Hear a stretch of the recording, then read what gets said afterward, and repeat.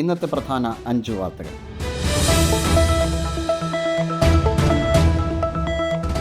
ദേശീയ വിദ്യാഭ്യാസ നയത്തിൻ്റെ ഭാഗമായുള്ള PM ശ്രീ പദ്ധതി നടപ്പാക്കാൻ കേരളം 2024 തന്നെ തീരുമാനിച്ചുവെന്ന് റിപ്പോർട്ട്. ഇതിന്റെ തെളിവായുള്ള കത്ത് പുറത്തായിരിക്കുകയാണ്. പദ്ധതിയിൽ MOU ഒപ്പിടാൻ സർക്കാർ നേരത്തെ തീരുമാനിച്ചിരുന്നു. 2024 മാർച്ചിൽ വിദ്യാഭ്യാസ സെക്രട്ടറി കേന്ദ്രത്തിന് കത്തയച്ചെന്നും പൊതുവിദ്യാഭ്യാസ വകുപ്പ് ഗവൺമെന്റ് പ്രിൻസിപ്പൽ സെക്രട്ടറി റാണി ജോർജ് പുറത്തിറക്കിയ കത്തിൽ പറയുന്നു.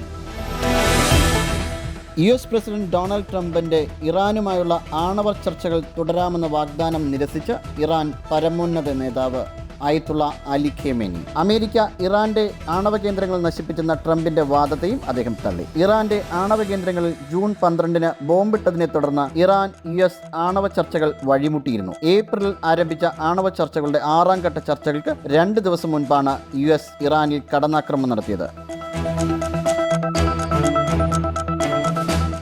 ഡൽഹി വായു നിലവാര സൂചികയെ ചൊല്ലി BJPയും ആം ആദ്മിയും തമ്മിൽ തർക്കം. ദീപാവലി ആഘോഷങ്ങൾക്ക് ശേഷമല്ല ഡൽഹിയിൽ മലിനീകരണമെന്നും പഞ്ചാബിലെ വൈക്കോൽ കത്തിക്കലാണ് ഇതിന് കാരണമെന്നും BJP IT cell chief Amit Malviya പറഞ്ഞു. പഞ്ചാബിൽ വൈക്കോൽ കത്തിക്കുന്നത് തുടരുന്നിടത്തോളം ഡൽഹിയിലെ മലിനീകരണവും തുടരുമെന്നും അദ്ദേഹം പറഞ്ഞു.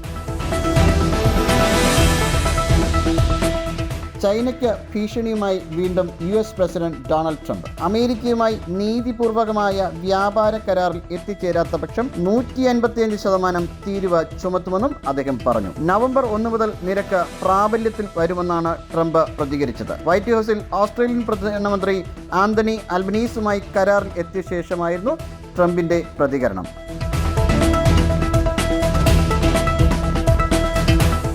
ഇടുക്കി ജില്ലയിൽ റെഡ് അലർട്ട് പ്രഖ്യാപിച്ച് കേന്ദ്ര കാലാവസ്ഥാ വകുപ്പ്. ഈ സാഹചര്യത്തിൽ ഇടുക്കിയിലെ വിദ്യാഭ്യാസ സ്ഥാപനങ്ങൾക്ക് ജില്ലാ കളക്ടർ നാളെ അവധി പ്രഖ്യാപിച്ചു. പ്രൊഫഷണൽ കോളേജുകൾ ഉൾപ്പെടെയുള്ള എല്ലാ വിദ്യാഭ്യാസ സ്ഥാപനങ്ങൾക്കും നാളെ അവധിയായിരിക്കുമെന്ന് കളക്ടർ അറിയിച്ചു.